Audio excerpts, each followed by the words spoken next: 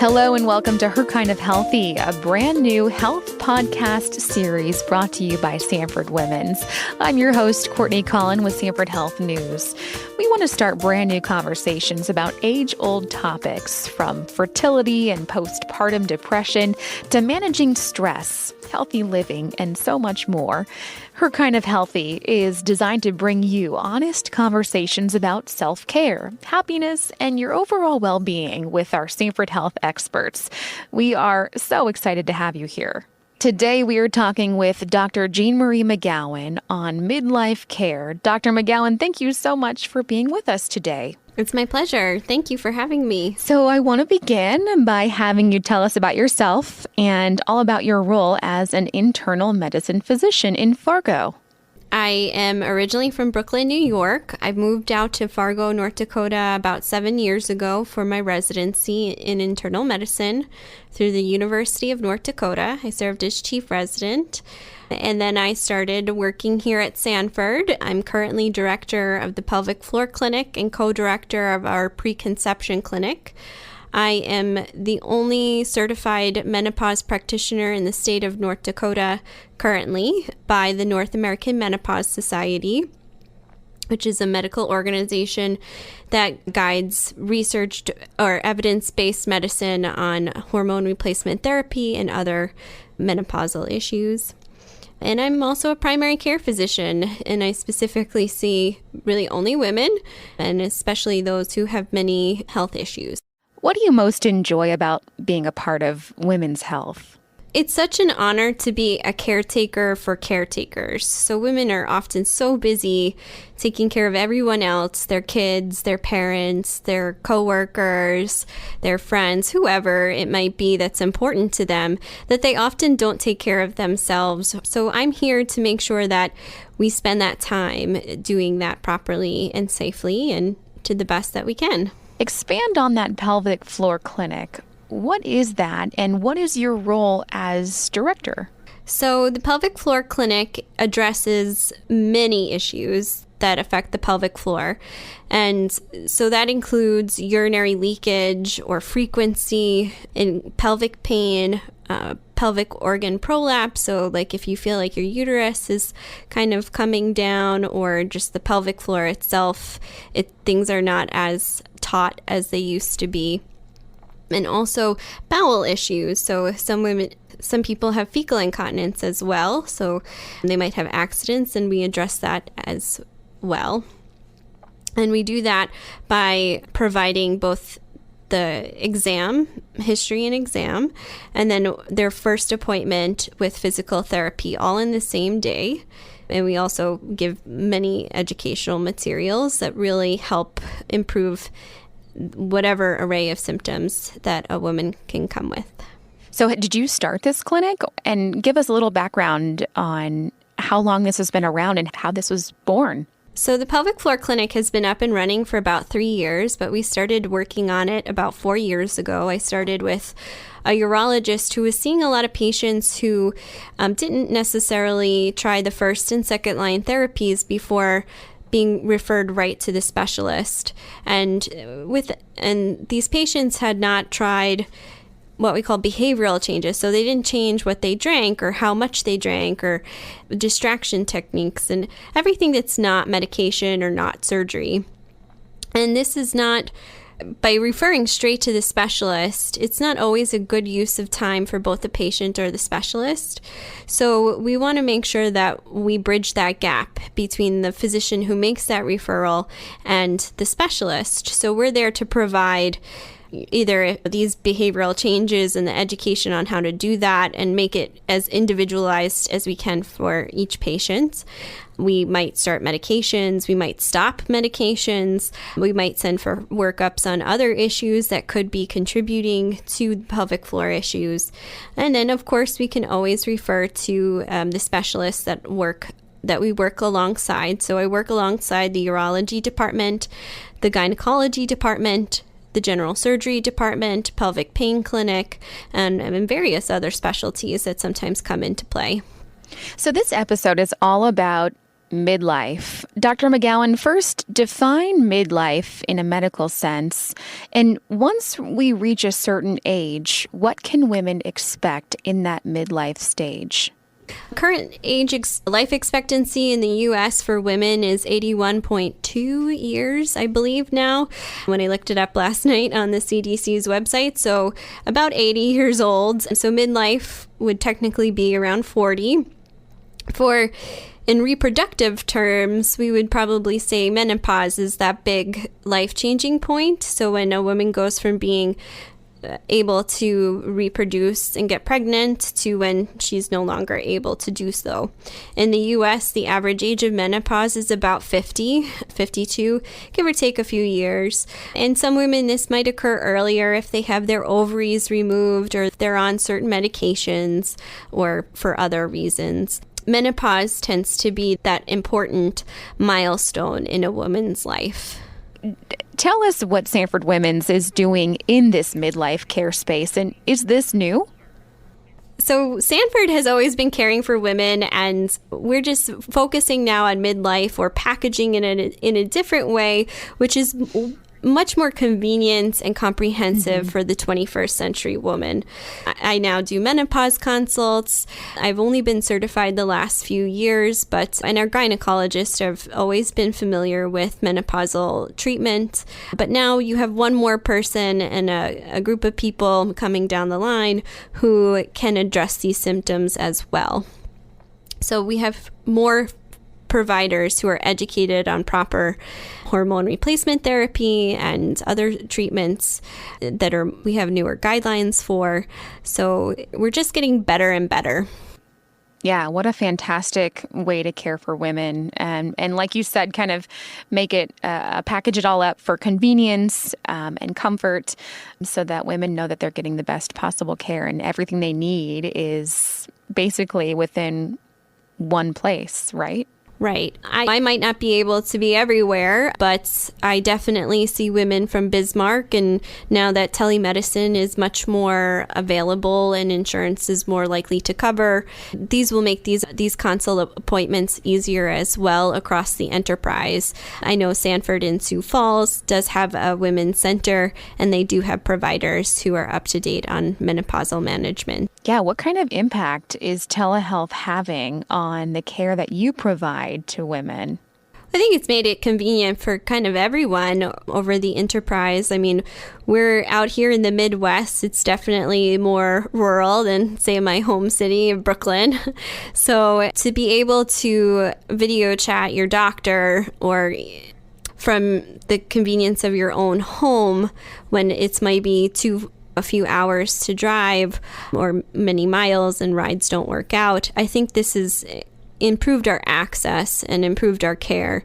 So we're able to now see many more patients in that regards. What does it mean to have an integrated health system in midlife care? And tell us why that is so unique. We need integrated care because, unfortunately, I cannot know everything, and neither can each of the physicians. We all have our little, subspecialties, which we really love to focus on. And when we love that subspecialty, we know a lot about it. But I'll be honest, my dermatology is not the best. So I really need my dermatology colleagues to come in and help me and recommend the best anti-aging treatments or acne medications beyond my basic knowledge. And Sanford has every specialty that we could ever need. It's very rare that we would need to refer out of network for any kind of care. And there's just so many hours in the day to read and keep up with the very fast changing advice and evidence-based medicine. So we really need to have people who are most up to date on the current guidelines on screening, on medications, on vaccines, everything. Who's on top of the newest surgical techniques or procedures. And like I said, we have every single specialty here in Sanford that we could ever need. So if I can't do something, I can always call one of my colleagues. And I think one of the reasons why I stayed out here in Fargo, North Dakota so long is because everybody is so nice to work with. I've never encountered another physician or provider who's been too busy to chat with me about a patient or go that extra mile for them, which is awesome. It's a great place to be. Are you enjoying being up in Fargo? The summers here are great. So yeah, exactly, especially when the humidity isn't too high. Do you tend to see a drop-off in regular care among women who are entering that midlife phase of their lives? I'll be honest, I think my viewpoint is biased because my days are full with primarily middle-aged or older women. Women are seeking me out, but women, I find like some are very motivated to get as healthy as possible. They want to reduce as many medications as they can. They want to be as healthy as they can. And there's some anxiety with healthcare, and that's to be expected too. So I see a variety of women and with a variety outlook on medicine or doctoring. Obviously, medical care does not stop after those childbearing years. When do you transition or encourage transitioning from OB gynecologist to someone like you, internal medicine, primary care physician? What's next?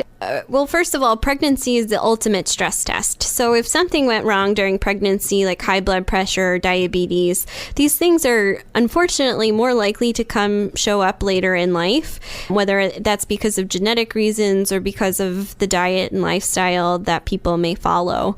So that's one thing. The second is that as we get older, the more things will tend to go wrong, right? So blood pressures tend to increase as we get older. Bone density tends to decrease. Our sugars may increase a bit. We might have mood or sleep changes, and these can really affect other organ systems.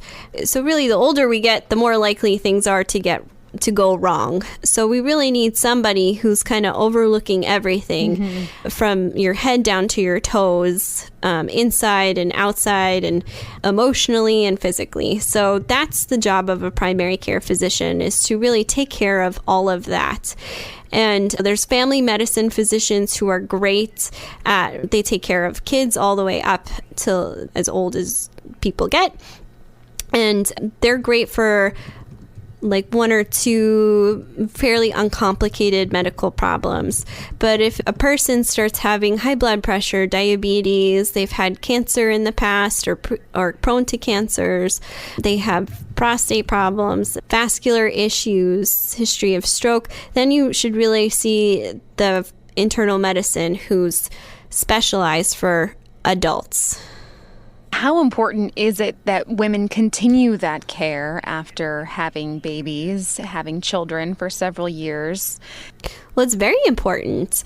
The older we get, the more likely things are to go wrong, right? So it really matters, those decades that we might have between having children and going into menopause.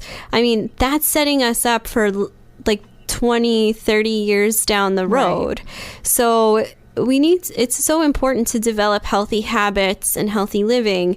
And we might not be aware of how our blood pressure is running if we're not going to the provider on a regular basis, or sleep issues will definitely catch up with you after so many years of getting poor sleep or working nights for a long period of time. So we need to have somebody, again, looking out for you to make sure that we're getting ahead of things and we're not treating after the fact. What are like the top 2 or 3 most important things that you tell women we can do at home to really maintain a healthy lifestyle? So I firmly believe that we are what we eat, how we sleep, and what we do. So the food that we eat is so important. So we really need to get a well-balanced diet with lots of fruits and vegetables, whole grains, like very little processed food and sugars, little to no red meat, and that includes pork. And I know this is North Dakota, where red meat's very popular and a way of life, and that's fine. I'm not telling you to get rid of it completely. As long as you're eating healthy about 80% of the time, you should be okay. like I said, sleep is important. So on average, adults need 6 to 8 hours of sleep, and that's good quality sleep. So you're not snoring. If you get up more than twice to go to the bathroom, then that's a problem, and you should talk to a provider about it. And then you want to make sure that you're doing things. So if you work at a place where you're sitting most of the time, then make sure you schedule some activities during your week where you're getting your heart pumping and you're building a sweat as if you can. Make sure that you're doing some weight training if you're able, so because it's good for your bones. And bone density peaks when you're 30. So we have to work really hard in your 20s and 30s to prevent osteoporosis in your 60s, 70s, and 80s. So I think, like I said, eating, sleeping, and what we do is so important. And without that, you will probably need medications by the time you're 65. Such simple things and all fantastic advice. One of the things I wanted to ask was about sexual health in the midlife stage. Do you have frequent conversations with your patients? And what are some of the common questions that they have for you? Yes. So first and foremost, for sexual health for women of any age is to make sure that we've done the cervical cancer screening in the appropriate timeline. So that's first thing. So cervical cancer is caused by the human papillomavirus, which is sexually transmitted. New guidelines are coming down the line. I believe now the American Cancer Society is recommending screening starting at 25 instead of 21 years old, and primary HPV screening every 5 years. But again, that depends on the tests we have available. So that should be changing soon, but it's at least every 3 to 5 years that a pelvic exam with a pap smear may be necessary. There are other factors to consider, and that's what you definitely want to talk about with your physician if you need them more frequent. The other thing for sexual health is that, of course, you want to prevent sexually transmitted infections if that's a concern, if you're having multiple partners, if you want to become pregnant or not, that's if your reproductive age, that's important. And then as we get older, sometimes women can experience vaginal dryness, which makes sex uncomfortable. And if sex is uncomfortable, you're not going to want to have sex, right? So sometimes that contributes to decreased desire as women get older, is just because it's uncomfortable. So we want to make sure that we treat that appropriately and help with that. So that's not a part of your relationship that needs to suffer unnecessarily. So other things to consider for sexual health for women are certain medications or medical conditions that they have, like Sjogren's syndrome, where all the mucosal surfaces are drier, can affect desire as well. So, and the antidepressants are the biggest offenders of affecting sexual libido and the ability to achieve orgasm. The other thing too is, unfortunately, women are the amount of sexual assault or trauma is greatly underreported. So it's too common. So if that has affected anyone at some point in their life, that should be addressed, because once we address it, some of the other things, other health problems, tend to get better as well. So it's really important to bring that up with a provider that you trust, and so that they can get you the help that you need. I'm learning so much. Just from this conversation, I'm learning so much from you. What are other things women should know to keep living their best life in this stage of their lives? Specifically in midlife, if about 60% of women midlife or older will have issues with pelvic floor, so that urinary leakage or overactive bladder, that vaginal dryness, about 60%. So that's a large chunk of women out there who have some degree of this issue.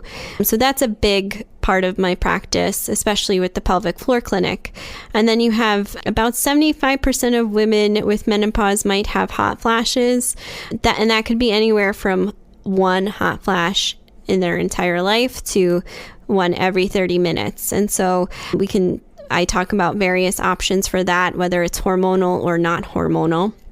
And then osteoporosis is huge. So bone mass will greatly decrease once women stop menstruating or have that estrogen. So it's really important that we get women moving and doing weight-bearing exercises. And if they need treatment for osteoporosis, that we treat that. And the other thing too is, the biggest thing is heart health. So at 65 and older, it's heart disease that is the number one killer of women, not breast cancer. So I'm not saying don't stop breast cancer screening. That's not what I'm saying. I'm saying we need to still focus on the heart in addition to getting a yearly mammogram. So eating a heart healthy diet and getting regular exercise, if we need to do heart screens or get medication started, we talk about all of those different options.